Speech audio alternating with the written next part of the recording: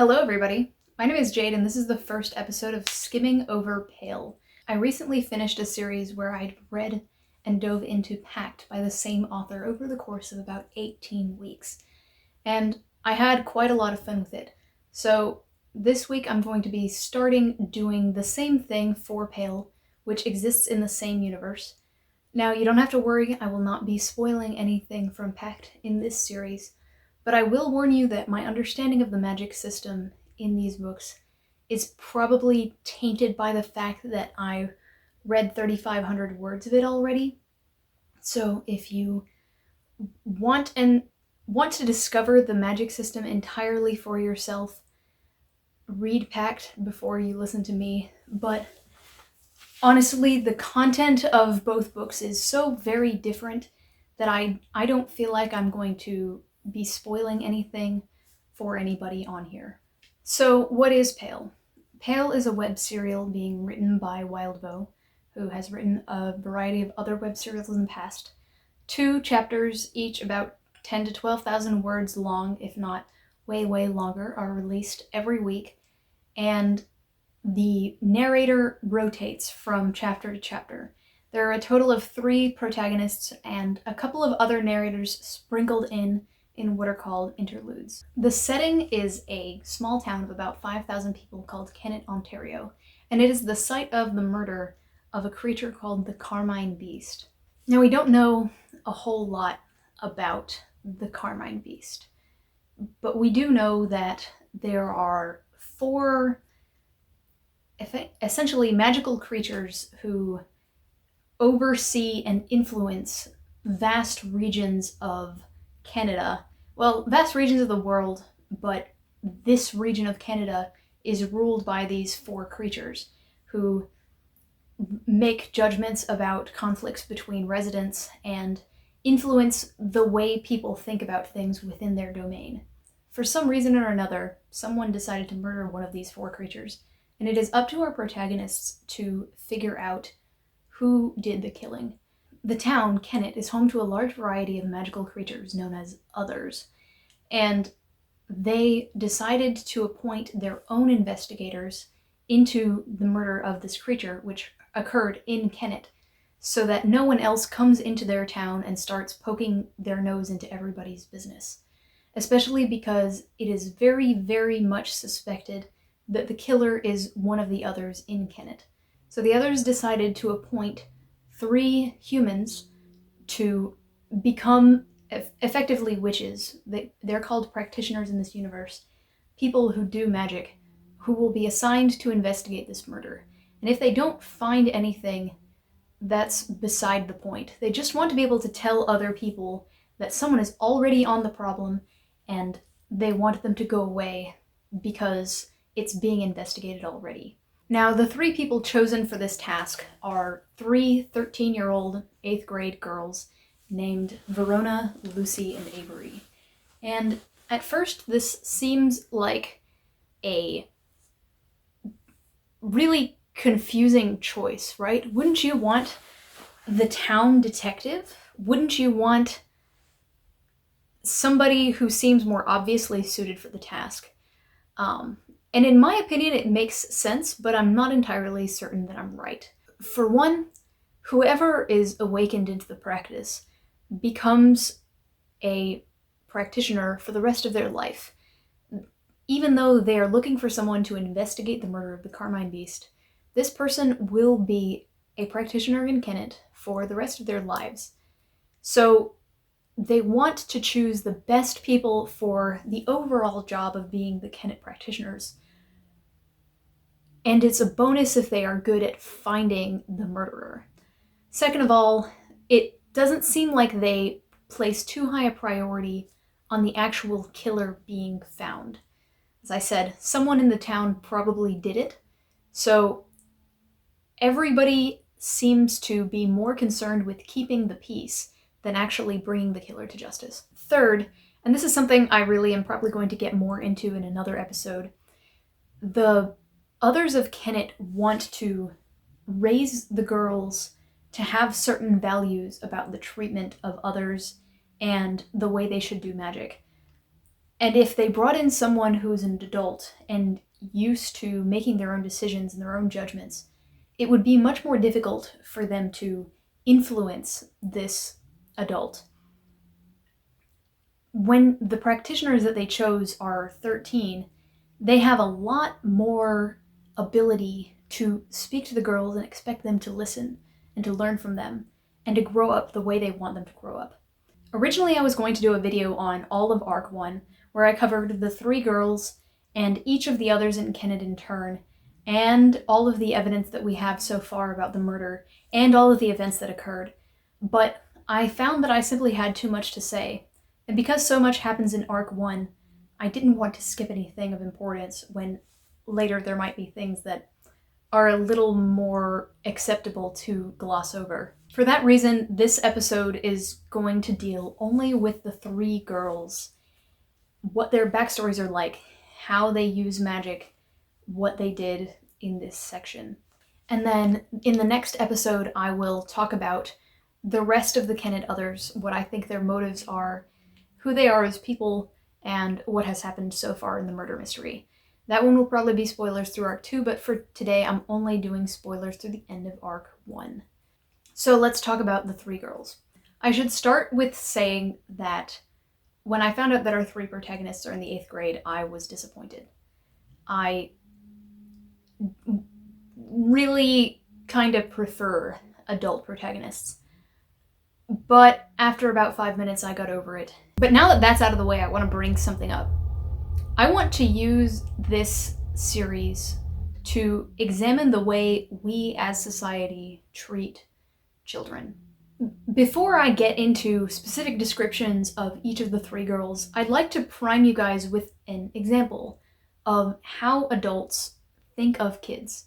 And I want you to think about how you think of kids already. Do you remember when Minecraft was big?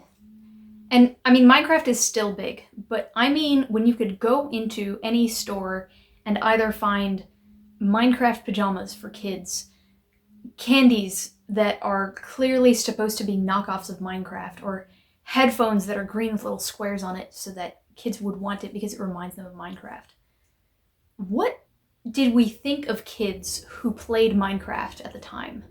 We talked down to them. We made fun of them. Every online gaming community talked about how Minecraft isn't a real game. Adults, especially older adults, talked about how Minecraft was rotting kids' brains out. One of my friends at the time was the father of a 9-year-old, and he cited one of his biggest stressors at the time to be figuring out a way he could get his son to no longer like Minecraft. Teenagers would call preteens retarded for not playing a good game like Call of Duty. But here's the thing. Minecraft is a game about building houses. During the time that Minecraft took the world by storm, more 10 to 12-year-olds learned Java than adults got degrees in computer science during the same time. Of all the hobbies that could take so much attention from kids, I can't think of anything more beneficial or more harmless. But we, as adults, want to feel better than kids. We cringe at how we used to behave when we were children, and we want to believe we've grown. More than that, we want to feel like we're older and better than the people younger than we are, because they are an easy and vulnerable target, and because it's socially acceptable to hate the things that children are interested in. So as we read Pale, I'd like to challenge you, the audience, to do something. Try to see the girls' emotions and opinions as valid, and not simply a symptom of their youth. When the girls make poor decisions, or have different priorities than you might, understand that their limited life experience doesn't inherently make them less. There are things that they will not fully grasp, and things that they don't have enough experience yet to understand. But childhood is about gaining that context and those experiences. And this overall is a theme that I think that Pale is going to try to explore quite a bit. The main structure of the story causes there to be a lot of screen time, page area, where the girls are interacting with their families, and their families are either encouraging them to grow up or begging them to stay more childlike. We see the way the girls are developing romantically, socially, intellectually, even in the 2.5 arcs that have been released so far. I think that this is something that Pale is going to be asking us about for most of the book, so try to keep it in mind. So let's start with talking about Verona. Verona is the first of the 3 girls that we meet, and the first one to narrate, so she's as good a place to start as any. But it's almost impossible to talk about Verona without talking about her dad. If you look at any of her character traits, you can almost point to each of them and see how they came from either her friendship with Lucy or her parents' absolute fucknuttery. But I'm gonna try. Verona is a kid who isn't really interested in school or chores. She'll do it, but schoolwork and cleaning don't really excite her. What does excite her is magic, and once she becomes awakened or inducted into the world of magic, she immediately puts all of her energy into learning as much as she can and getting as good at this as she possibly can. Because she doesn't have any other hobbies at the moment, and she has a lot of time, she has a lot of energy that she can be putting into something, and she puts that into magic immediately. She takes to the principles quickly, and she's constantly seeking new information. She seems very attached to the things that her mother has given her. In the first chapter, we see that she was bought a bunch of outfits by her mom a few months ago, and she wears them over and over again rather than buying new clothes, even though her clothes are becoming too small for her. She was also given a haircut when her mom, the last time she saw her mom, which appears to be at the beginning of this school year. It's May, so it's been a long time. But every 3 days, she's been taking a pair of scissors and cutting her hair so that it looks exactly the same perpetually, so that she doesn't go back to the hairdresser and get a new haircut that's different than the one that she had the last time she saw her mother. At first I thought that this indicated some amount of materialism. Now, I don't think materialism is a bad thing, but I did think that that was the cause. But as we got farther into the arc, I am not entirely certain that that is it. In fact, I'm fairly certain that that's not it. She really doesn't seem to care about society in general. She doesn't care about the safety of the town, she doesn't care about what her classmates think of her, but she does care about the people who are close to her, particularly Lucy, who has been her best friend since they were in kindergarten. She is fiercely protective of Lucy and always watches out for how her friend is doing and how other people are treating her. In general, she sees adults as miserable. She thinks that working and working and working to stay afloat seems like something she really doesn't want. She thinks a lot about how all of the adults she knows are miserable in some way, and she thinks that when you become an adult, it's impossible to be happy. She even suspects that some of her classmates' parents must be miserable simply by virtue of being adults. She doesn't want to ever be in a relationship, or one that's very committed, because she feels like it would be trapping. It would constrict her. And I will admit that throughout most of Arc 1, I was under the impression that Verona is very dumb. And I thought that she was reckless and deliberately trying things specifically because it seemed fun, or because she thought about it, or because perhaps she was told not to do it. But at the end of the arc, it's revealed that she has decided she wants to become an other. She wants to throw away her humanity and become an immortal creature with some kind of magic power.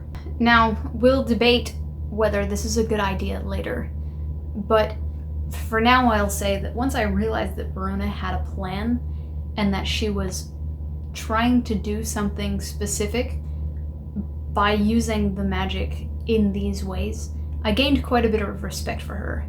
And I do think that she has a pretty good reason for wanting this. And on that note, let's talk about Verona's dad. So I'm gonna call Verona's dad Robert. Now I know we don't have a name for him yet, but Verona's dad implies that I think of him as a dad in any way, and Mr. Hayward contains an honorific, and I don't believe he's deserving of one. So I've come up with Robert, which is a name that I feel like he might have, and that's what I'm going to refer to him as either until we get another name for him or for the rest of the series. I haven't decided. In Verona's first scene, we find out that she's been cleaning the house for the past 2 hours, doing laundry, dishes, cooking, dusting off the tops of picture frames. And then when her dad comes home, she expects to be thanked. She expects to impress him. But he isn't impressed, and he doesn't thank her. And it's revealed, or rather, we think it's revealed, that he had actually asked her to do a different set of chores, which included mowing the lawn, and that she had been behind on doing her chores for the last few months. At this point, Robert isn't a friendly dude in the slightest, but we have no reason to believe that he's lying. From the first scene only, it's possible to believe that Verona is genuinely slacking in her responsibilities and only picked up the chores now because she wanted something. Indeed, the reason she did this is because she wanted to be able to go camping with her friends for the next few days. See, when I was a kid, I largely thought of chores as a way that my parents were forcing me to do manual labor and I was being exploited. I think when I was Verona's age, my responsibilities included doing the laundry, doing the dishes, and cleaning the cat's litter box. And because my cat was outdoor at the time, one of those was not a real chore. And by pure coincidence, the day before 1.1, Verona's first chapter, dropped, I happened to be talking to my dad about this, and he talked about how when I was 13, I insisted that I needed $15 a week for doing the laundry and the dishes for my not very large family. And I think he was fairly justified in thinking that this was an irritating behavior, especially when I think back to how I behaved at the time. I didn't exactly portray it in a fantastic way. Now, unfortunately, this primed me in the wrong direction for 1.1, because this was fresh on my mind when I read this, and I assumed that what was going to happen is that we were going to find out that Verona has indeed been slacking on her chores for the last few months. She is exactly as manipulative as her father says, and her dad is really just trying to make ends meet. I assumed that we were going to see Verona as a lazy kid who grows to be someone who can at least tolerate doing what she needs to in order to get what she wants. But as the arc went on, it's apparent that Verona already is that kid. She's already willing to do the hard thing, especially to get what she wants.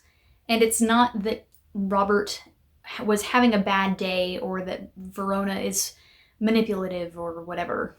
Robert is a bad father. Over the course of the first arc, we see him mention over and over and over and over and over that he's working 2 jobs to pay for their house, and that his social circle has shrunk since his wife divorced him, and he doesn't really have anyone else to interact with other than Verona. And the first time you hear that he has 2 jobs, you feel bad for the man. But by the 10th time, in the span of a few chapters, you start to think that he's using it as an excuse. And because he has no one that he can interact with, his wife nor his friends, 100% of his social interaction comes from Verona. He's constantly seeking validation for his emotional issues and turmoil from her. If he feels bad, he tells her about it and expects her to comfort him. She's an 8th grader, and no offense to Verona, but she's not a particularly emotionally intelligent one.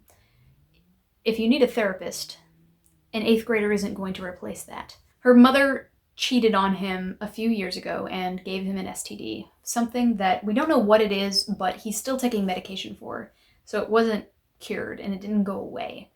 Because of this, he's always thinking about his wife and the fact that she left him and the fact that she cheated on him and the fact that she was manipulative. But he puts all of these qualities on Verona. He always talks about how much she reminds him of her mom. And if she ever asks to go eat dinner with another family, he tells her that it's because she is abandoning him, just like her mom did. He sits in his bed in his underwear and cries loudly, like wails, for several hours a week, and he makes Verona stand there for it. He borderline makes her apologize for her mom cheating. If Verona asks for something, like the money to buy clothes, he feels this need to constantly hammer in how much he doesn't trust her into each of their interactions. Every time they talk, he feels the need to throw in these unnecessary and very sharp jabs. If she says something innocuous, he accuses her of lying, just so that he can remind her that he thinks that she's a bad child, even if there is no possible reason that she would have wanted to lie in the situation they were in. It's this constant beating down that colors basically every sentence that he says, but you can tell that he's not doing it on purpose. I mean, he's saying the things that he's saying on purpose, but he doesn't get up in the morning and think, I'm going to mistreat my child when I get home from work today. He's small-minded and stupid and an asshole. He's not manipulative enough to have some kind of grand plan going on.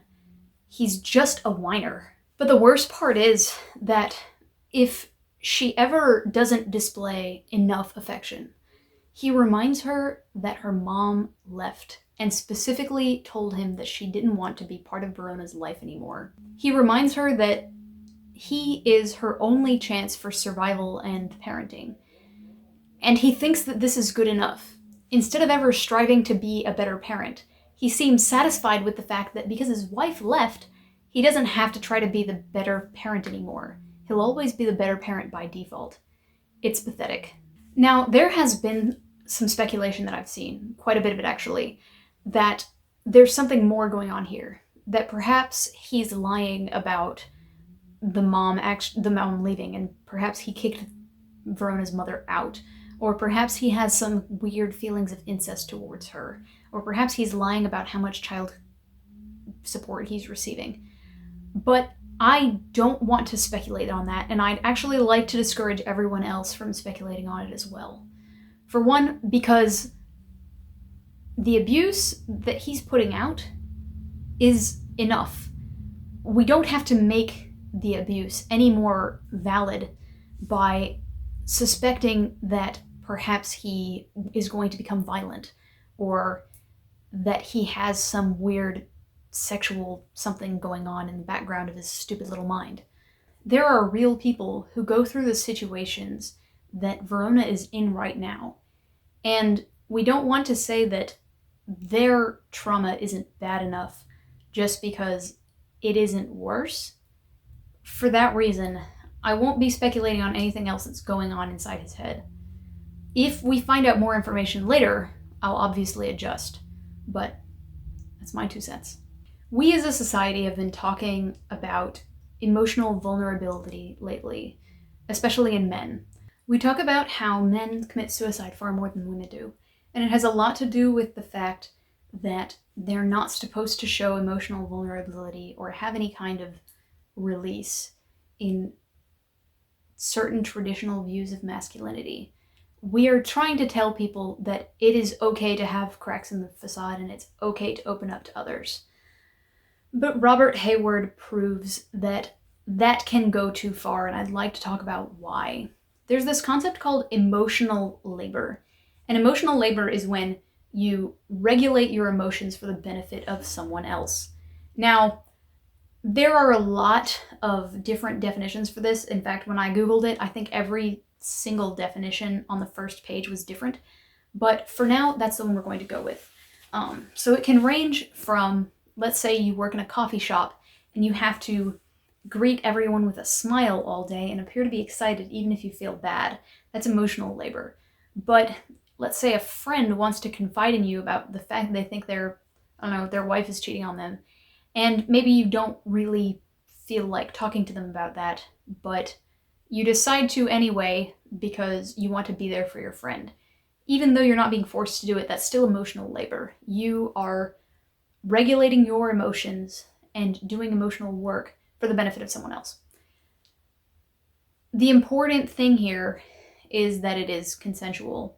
In the second example, you're doing so for your friend because you care about them. In the first example, you're doing it for your boss because you get money.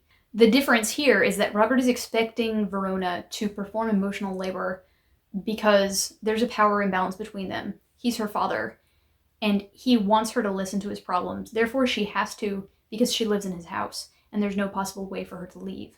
She has repeatedly and explicitly expressed a desire to not have to listen to his problems. And because of that, this becomes emotional abuse. Robert talks a lot about how he doesn't feel that Verona loves him enough, but he also isn't willing to display love towards her beyond going to his work and producing money that can be used to exchange for food. What he wants from Verona is unconditional love. He wants to be able to treat her like shit and for her to still kiss his feet and still be willing to listen to him cry in his underwear in his bedroom, which is just pathetic. But unconditional love is not real. And before you accuse me of being a massive cynic, I want to convince you of this and convince you of why what I'm saying is a good thing. A relationship of any kind is an agreement between two people that they're going to be nice to each other in exchange for love. It's a contract. But part of that contract is a stipulation that the reward, love, can be taken away if the condition, being nice, isn't met. It's vitally important in every relationship that love is conditional. Why do people, for example, not cheat on their partners, even after years of marriage? Because they know that if they did, it could cost them the contract, and therefore the love. But this lack of unconditional love is a good thing. It means that both people need to try to remember to be nice to each other every single day. If both parties have to constantly remember to love each other, be nice, and take care of the contract, then both parties will receive love and receive kindness all the time. It's something that two people build together rather than something that falls into people's laps and doesn't change. So what is unconditional love? It's involuntary love. It's the kind of love where one party can do whatever they want to the other and the other one can't leave. Abusive relationships, where one person can do whatever they want to the other and the other one can't get out, is unconditional love. The abuser manufactures feelings in the other party that makes them not care what the other does. It puts the victim under their control by stripping away the conditions under which the victim can escape the situation and end the contract. Unconditional love isn't beautiful. It's a prison. A relationship where one person is able to leave is beautiful because that person gets to choose to stay every day. It keeps both parties both accountable and free. But Robert wants Verona's unconditional love so that he can have her effectively as a prisoner. And that is disgusting. Finally, kids are imitation machines. What Verona sees her dad do every day is come home, lie down, and not do a damn thing about any of his responsibilities, whether it's his child or the house that he owns. So Verona doesn't enjoy doing chores either. A real dad, a real father, would do chores with her so that they can both suffer through it together and get it done faster. A real dad, when seeing that Verona is struggling in school, something he comments on all the time, would do homework with her. A real dad would try to earn her love instead of punishing her for not doing so unconditionally. So that was super long, but I hope I got most of that out of the way so that we can spend less time talking about Verona's dad in the future, because what an unpleasant shit pile. So let's talk about Lucy. Lucy is Verona's best friend since kindergarten, and personally my favorite character.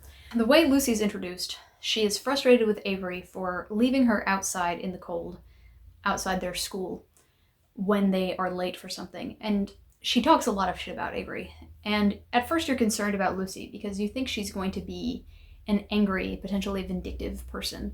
But when Avery actually comes out of the school, the first thing Lucy does is confront her about it. She says, "I don't like the fact that you've left me out here in the cold. I don't like the fact that you're making us late to this." But she lets it go immediately after she said her piece. She keeps the air clean, room clear. And she does this several times throughout the arc. She recognizes that something is on Verona's mind when she's considering whether she wants to become an other, and she confronts her about it. Now, Verona lies to get out of it, but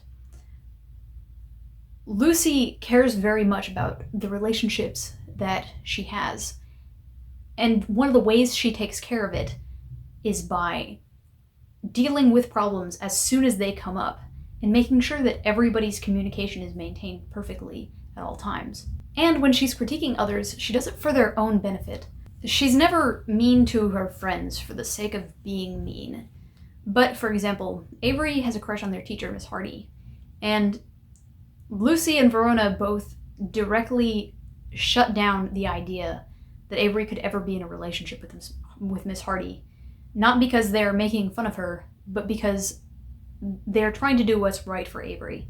Overall, Lucy displays a lot of sense and a lot of interest in using her brain a lot of the time to solve problems and analyze people.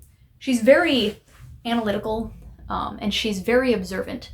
When reading her narration, when she looks at people, she notices a lot more details than the other two do.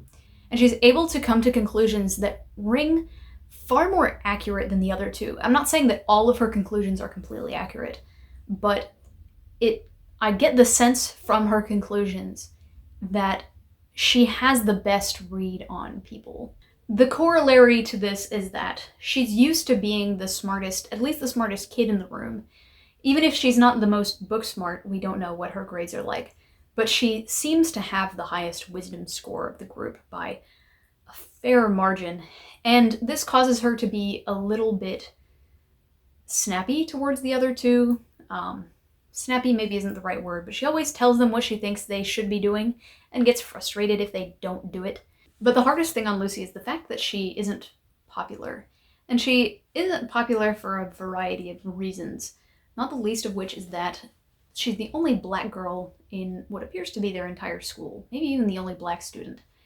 And it's possible there are other students, but they seem to be at least a few grades away. The only black people we've seen in town at all are her and her mother.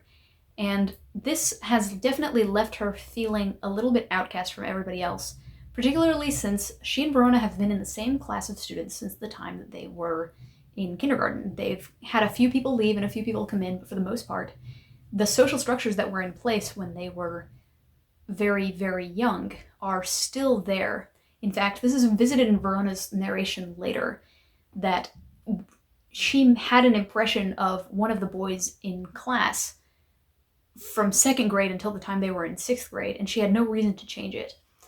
Lucy seems to have been unpopular when they were small, and didn't put any effort into changing that, but no one else put in any effort to change it either. It's implied that Lucy has some amount of, resting bitch face or something. She puts absolutely no effort into being friendly with other people. She will go up to someone, confront them about what she wants to talk to them about, and she doesn't mince words at all. But this has left her between her being the only non-white person that anybody even knows in town, and the fact that she's extremely terse. This has left her at the very, very bottom of their social ranking app that, oh my god, high schoolers should not have access to. But it's clear that despite the fact that Lucy never puts effort into being more popular, she does want to be more popular. She is very happy with the friendship that she has with Verona, but it also appears to be the only friendship she's ever really had. Shortly before the start of the story, her older brother Booker, whom she was very close with, went off to college, and now she just has all of his stuff in her room and appears to be very lonely. She used to be satisfied with the social circle that she had, but now she feels lonelier than she ever has, and on top of that, there isn't really an opportunity for her to grow in popularity without changing who she is. When she finds out that she's ranked lowest on the social ranking app Class Ranker, she thinks to herself that she probably could get her classmates to like her if she changed who she is, if she behaved like a friendly, preppy person who was outgoing. but she isn't willing to change herself in order to be liked by other people. And for that reason, she's my favorite character. I pretty much knew a few paragraphs into her introduction that she was going to be my favorite, but every time we learn more about her, I really, really love her. She also seems to have a preoccupation with violence. Not even a preoccupation, but it's like a recurring motif that goes on around her.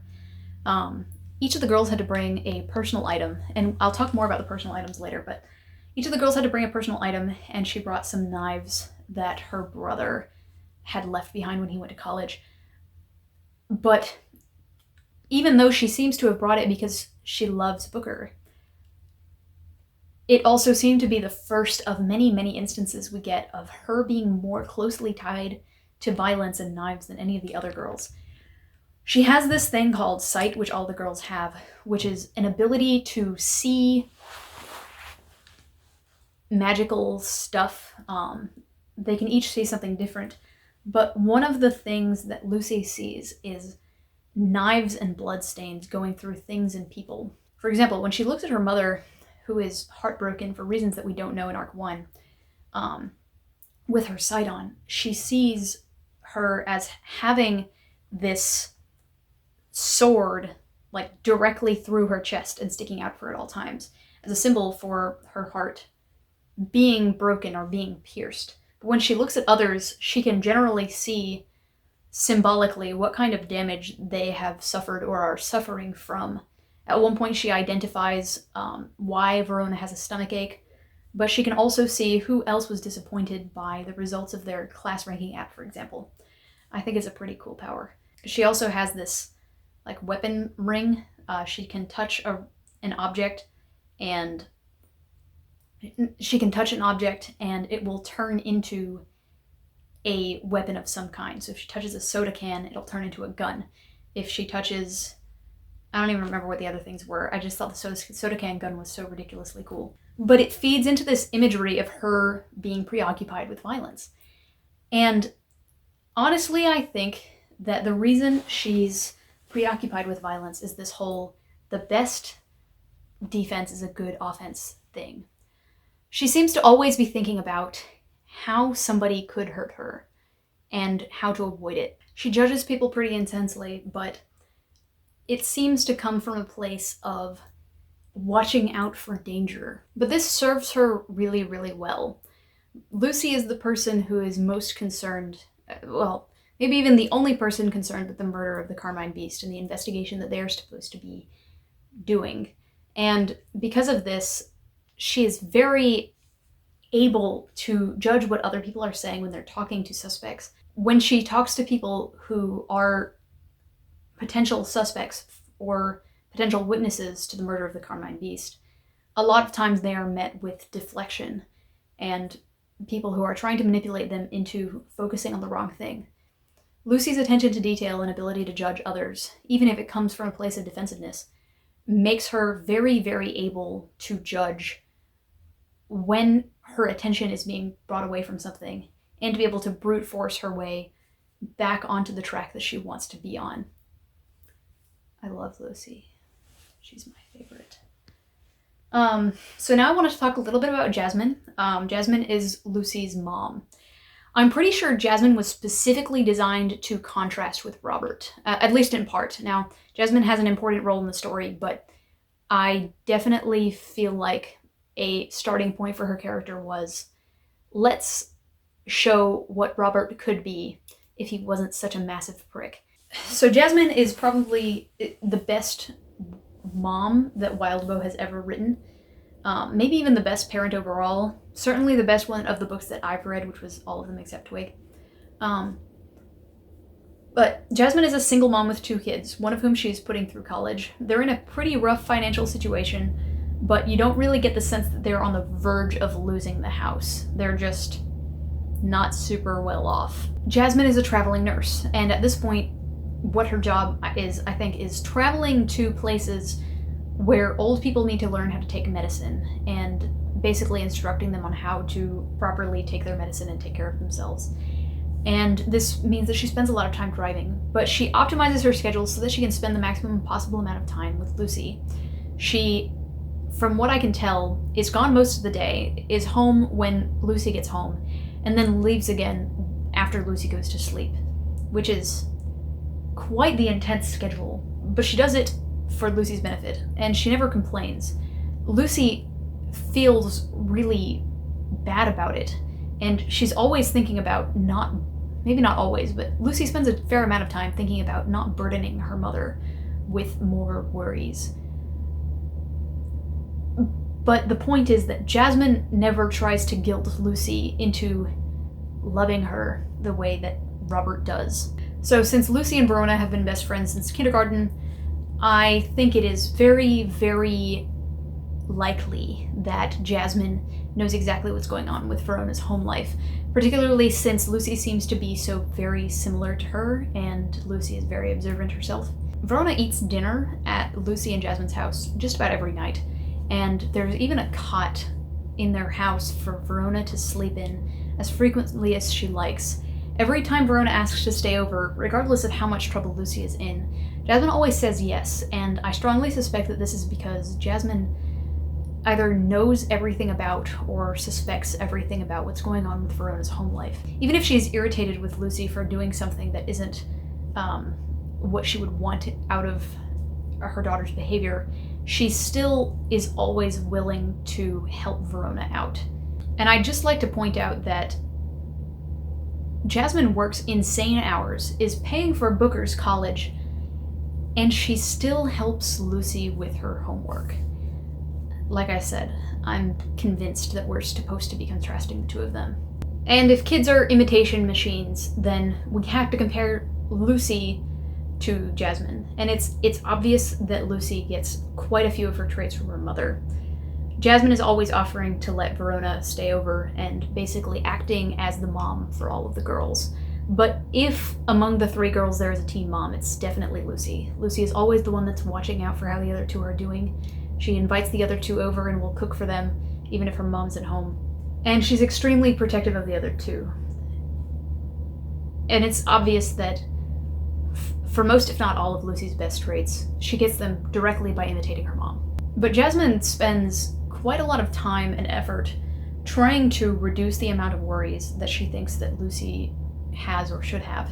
She doesn't tell her about any financial issues that they might have. She doesn't try to burden her with how she's feeling. And whenever Lucy expresses concern about something, Jasmine encourages her to not worry about stuff, that she's only 13. She doesn't have to have massive concerns. And it also serves as a contrast with Robert, but not even a contrast.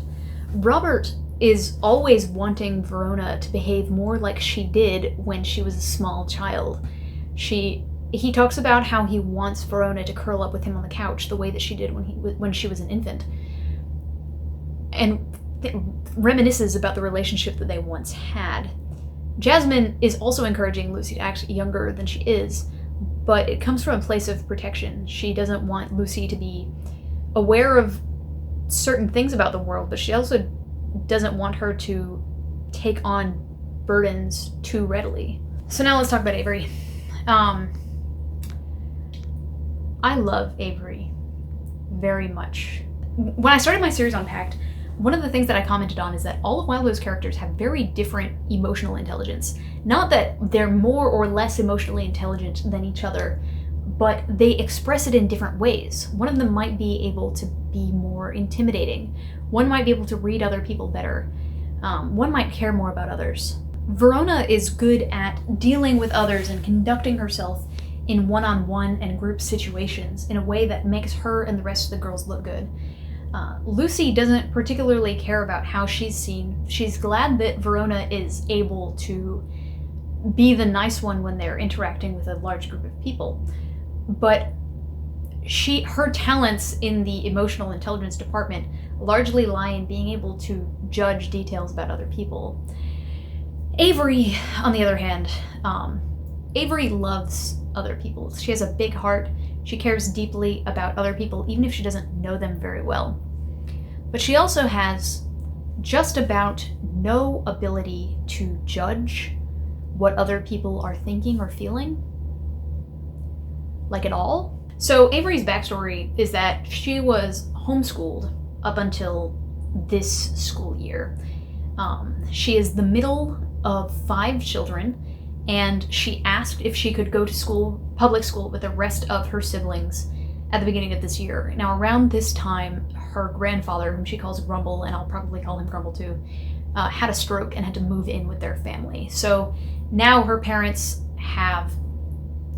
don't have to homeschool her anymore, but they also have this new concern, which is Grumble. And she kind of fell out of focus. She started to play this game with herself where she would see how long she could go without saying more than one word per confrontation, like in any conversation. And her record was 53 days. She could go 53 days only speaking one word to each person that she talked to. And eventually, one of her teachers figured out that this was happening and contacted her parents. And now her parents are paying more attention to her, checking in on her, making sure she's doing all right, and trying to improve. Now, was it bad that Avery's parents lost track of her? Yes, they definitely should not have lost track of her. Also, Avery has some tendencies that are bad for her, and this is a big one. For example, there's this girl that is in their class that Avery has a bit of a crush on. Her name is Pam. Now, Pam keeps trying to strike up a conversation with Avery, and she seems to think that Avery is cool. I guess from narration that she's overweight, and at some point she had expressed out loud to the rest of the class that it felt bad that they were, it felt bad that people see her a certain way because of this, and Avery wanted to tell her, no, I think that you are very pretty, or say something to her about it that would make her feel better and make her have more self-confidence. But she wanted to keep up her streak of only saying one word to each person per day, so she didn't say anything. Now, it seems that she's been playing this game, for a significant amount of time, and she keeps telling stories in her narration of things like this, where she wanted to talk to somebody, but she decided not to because she wanted to keep up her streak. Not to mention the fact that she has a crush on their teacher, which is beside the point. I mean, it's not awesome, but that's not really out of the norm for 8th graders. They're usually trying to figure out what kind of person that they're interested in, and if they have the idea that the members of their class are not mature enough or emotionally intelligent enough for them, they might think that their teacher is better. Fortunately, it doesn't seem like Miss Hardy is really in any kind of situation where she might reciprocate, fortunately. But reading Avery is like watching the movie Meet the Robinsons. In Meet the Robinsons, there's this character named Goob, and he says, "Everybody hates me, and nobody wanted to be my friend." And as he's saying this, you see this montage of him walking by, and all the kids at school are like, "Hey Goob, you want to hang out after school today?" And "Hey Goob, cool binder." And that's what Avery is like. For example, she suspects that the kids in her class don't actually know what her name is. Now, this is the same class that's been together since kindergarten, and she's the only new kid, so for one, it's impossible that they don't know what her name is. But she also knows all of their names. There's like 20 of them. They definitely know what her name is. Over and over and over again, people approach her and are like, "Hey Avery, you want to join the dance team?" Or, "Hey Avery, you want to join track?" And she's like, "Nobody actually wants to be my friend." She came in like dead center, or not bad ranking in the popularity, despite never talking to anybody other than Verona and Lucy. Yeah. And finally, shortly after gaining access to magic, she uses magic to basically cast a spell on her parents to make them forget her, so that she can leave for the evening and then come back later without them noticing. Do you see why this is maybe a bad idea? Other than that, Avery is a sweetheart, and I really, really like her. She plays hockey, and she's super eager. She's always trying to pull her weight, even though she's totally pulling her weight. In this arc, she was not my favorite, but I think in the future, she will certainly be in the running to overtake Lucy. So I've gone way over, but I want to touch real quick on the girls' personal items and the things that they said in the awakening ceremony. So each of the girls was asked to bring a personal item to the awakening ceremony, and at first, Verona was going to bring a stuffed animal that she had loved when she was a child, but after getting into an argument with her father, she brought a pair of scissors. And it's implied that she thinks that this is her trying to grow up and be tough. You know, she's putting away the childhood thing and bringing a pair of scissors. But the scissors are the scissors that she uses to cut her hair and keep herself looking exactly the same. I think what we're supposed to glean from this is that Verona doesn't necessarily want what she thinks she wants. You know, she thinks that the scissors symbolize growing up, but in actuality, they symbolize staying the same. She thinks that she wants to be an other, but we'll see what she ends up deciding. By the way, for the record, on principle, I don't disagree with the notion of a kid experimenting with transhumanism in this way. If Verona is absolutely certain, I am not opposed, because there are a lot of people who wish that they had taken different paths when they were children, who would have rather been a wizard than be insert boring job of your choice here. I also want to be sure that Verona is sure, but I am not opposed to it on a gut feeling. Now, we'll have more to say about this later. Second of all, I talked about Lucy already. She brought the knives, which kind of symbolized her connection to her brother, but also symbolized her wanting to go on the offensive, but she uses her offensive traits as a defense. And then finally, we have Avery. Avery's personal item is a photo of her and her best friend, who stopped talking to her.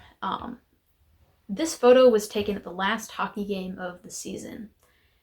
The last hockey game of the season is where the Carmine Beast was killed. And supposedly, this was the time that Avery was selected to be the first of the 3 practitioners who would become the practitioners of Kennet. And apparently, she was selected first, and the other 2 were selected as people who could help her or mesh well with her. I think we're going to find out that something happened, or Avery displayed some kind of characteristic on that day that will tell us a lot about why the 3 girls specifically were chosen for this job. Apparently, Avery was present when the Carmine Beast died, and I don't know how that's going to be important, but I feel like it has something to do with something. So that's all I had this week. I will be making another episode on Arc 1 and 2 about each of the others that we meet. Then I will probably do another episode on what we've seen in Arc 1 and 2 overall with the plot and all that. After that, I'm going to be doing this in an arc-by-arc basis. Apparently, I'm allergic to sensible schedules like Arc 1, Arc 2, Arc 3, etc., etc. So, yeah. See you at the next one.